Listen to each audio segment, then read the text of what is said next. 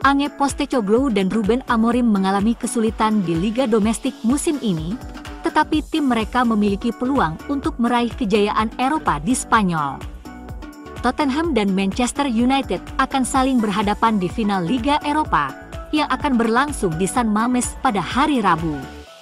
Tidaklah berlebihan jika di awal musim ini Spurs dan United akan berada di final, tetapi hanya sedikit yang dapat memprediksi betapa kacaunya kedua tim ini di Inggris. Setan Merah berada di posisi ke-16 dengan hanya 1 pertandingan tersisa dari musim liga domestik terburuk mereka sejak mengalami degradasi pada tahun 1973-1974, sementara klub London Utara itu berada 1 poin dan 1 posisi lebih jauh di belakang. Setelah mengalami kekalahan ke-21 di Liga Primer pada hari Jumat, Liga Eropa secara alami lebih diutamakan daripada masalah domestik bagi kedua klub. Spurs akan mengakhiri paceklik trofi selama 17 tahun jika menang, dan gelar kontinental pertama sejak kemenangan mereka di Piala UEFA tahun 1984. Negara Bask akan menyambut gerombolan penggemar Inggris saat para pendukung mengambil segala macam rute aneh dan indah ke final. Perilaku penggemar tidak mengherankan menjadi topik hangat di Spanyol, di mana pemeriksaan tambahan menyambut kedatangan di Bandara Bilbao. Kekhawatiran media lokal akan potensi masalah ketika United memainkan semifinal di Athletic Bilbao awal bulan ini tidak mengherankan terbukti tidak berdasar. Tetapi penggemar dari 2 klub Inggris yang turun ke daerah tersebut, banyak yang tidak memiliki tiket, menimbulkan pertanyaan yang berbeda. Menteri Keamanan Pemerintah Bask, Bingen Zupiria, mengaku merasa gugup, tetapi final Liga Primer sebelumnya di Spanyol berjalan lancar, karena Tottenham kalah dari Liverpool di final Liga Champions pada tahun 2019.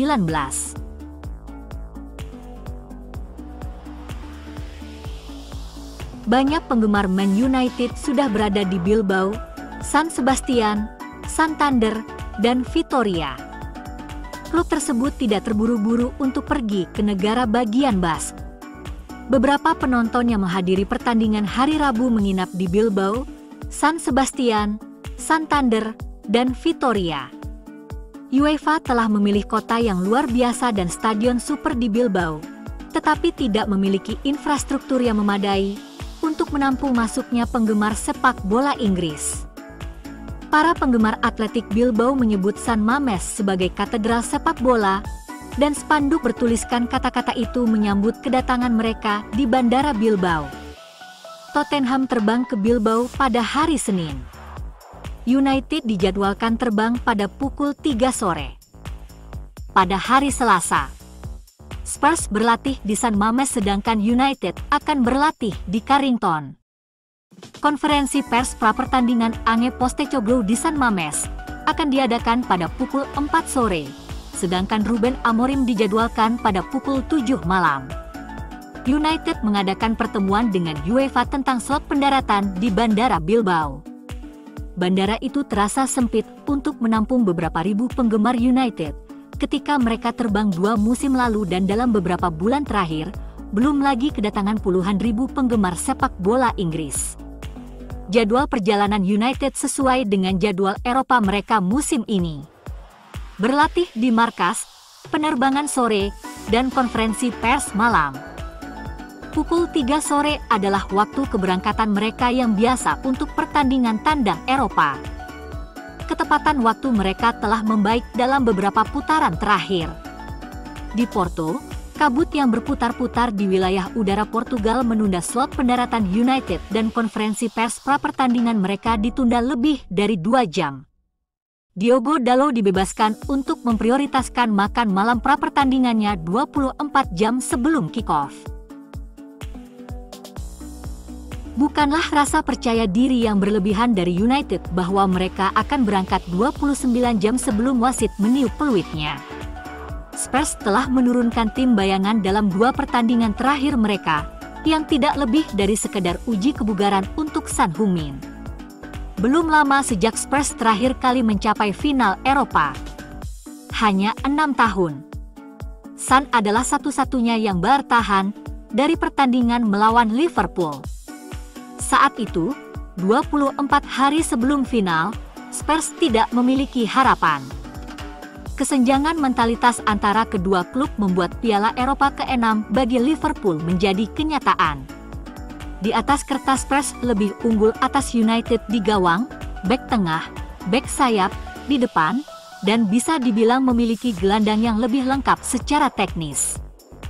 Sebaliknya, United memiliki pemain spesialis pemenang pertandingan. Ahmad dan Bruno Fernandes sumber kreativitas dan gol. Lenioro dan Matthijs de Ligt bisa gagal main.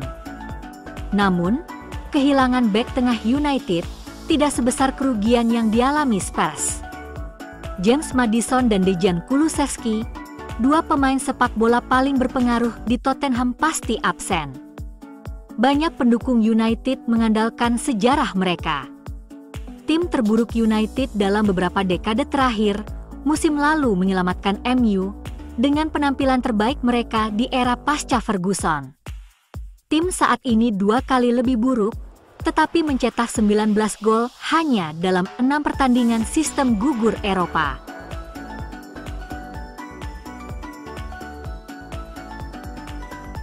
Manajer Tottenham, Ange Postecoglou, memimpin timnya meraih kemenangan dalam ketiga pertemuan dengan MU musim ini, mengungguli The Reds dengan skor 8-3 di Liga dan Piala Liga. Dari kemenangan dominan 3-0 di Old Trafford hingga kemenangan mendebarkan 4-3 di Piala Carabao, kedua tim berakhir hasil ketat 1-0 pada bulan Februari. Namun, final yang hanya sekali terjadi adalah hal yang berbeda. Cedera dan kedalaman skuad dapat menentukan pertandingan ini. Tottenham akan bermain tanpa beberapa pemain kunci.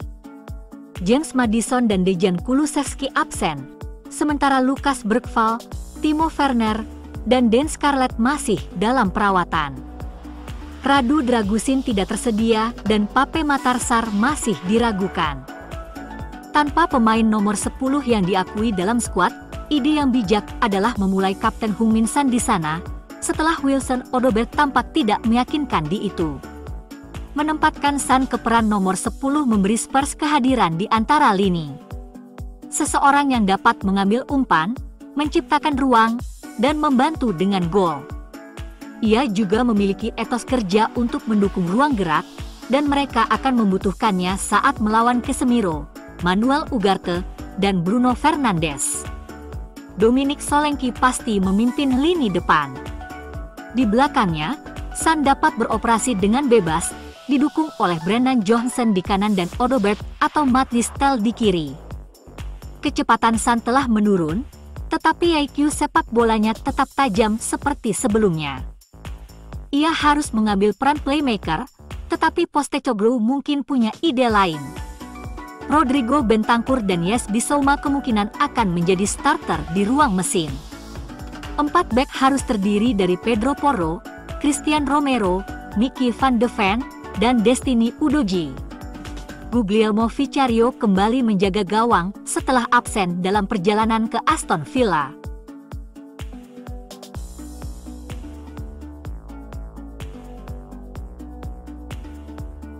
Final Liga Eropa mungkin bukan saat yang tepat untuk mulai mengutak-atik starting 11 pilihan Anda, tetapi Ruben Amorim mungkin akan membuat keputusan yang tidak terduga.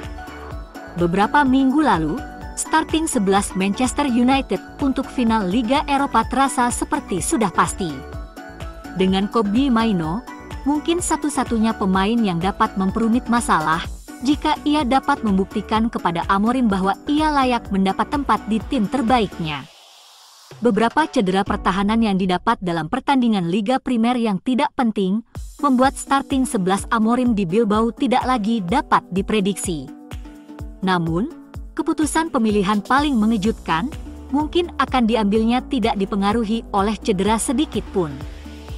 Alejandro Garnacho telah bermain di setiap pertandingan United sejauh musim ini kecuali derby Manchester pada bulan Desember, di mana ia dan Marcus Rashford dicadangkan.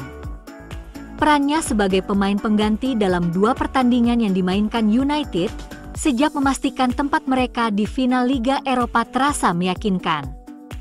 Mason Mount menikmati malam terbaiknya dengan seragam United saat penampilan gemilangnya membuatnya mencetak 2 gol untuk meredakan kekhawatiran bahwa United akan menyanyiakan keunggulan mereka melawan Athletic di Old Trafford.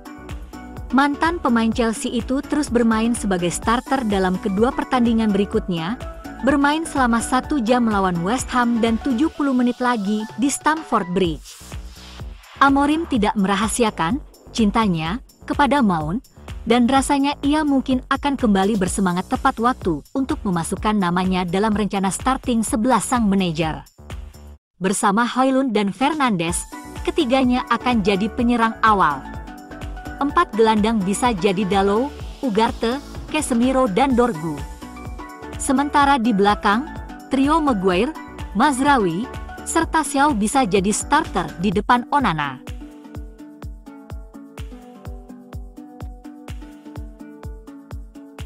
Rahasia kesuksesan di Spanyol bagi Manchester United dan Tottenham Rabu ini adalah menemukan cara untuk meningkatkan permainan mereka melampaui level yang telah mereka tunjukkan musim ini. Tottenham mungkin terlihat lebih unggul setelah mengalahkan United pada 3 kesempatan musim ini, 2 diantaranya dengan Ruben Amorim di ruang ganti.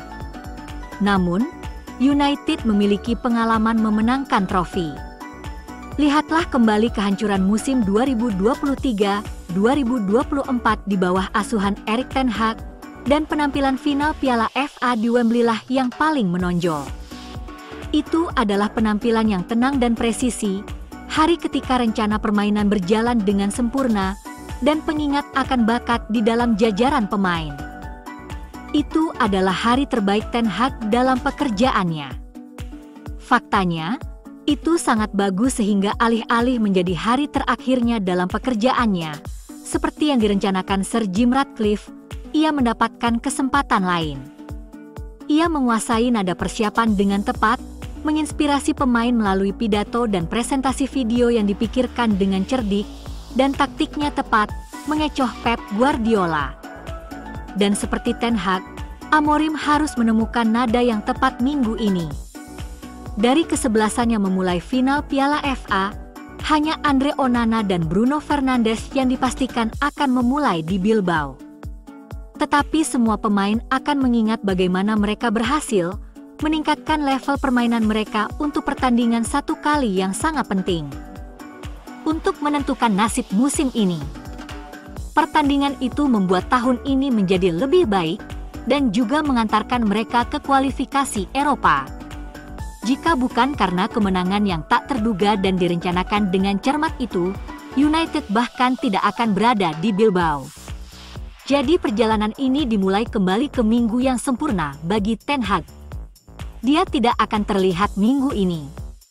Tetapi jika United menyelamatkan musim mereka lagi dan mengamankan sepak bola Liga Champions, banyaklah berterima kasih kepada Ten Hag.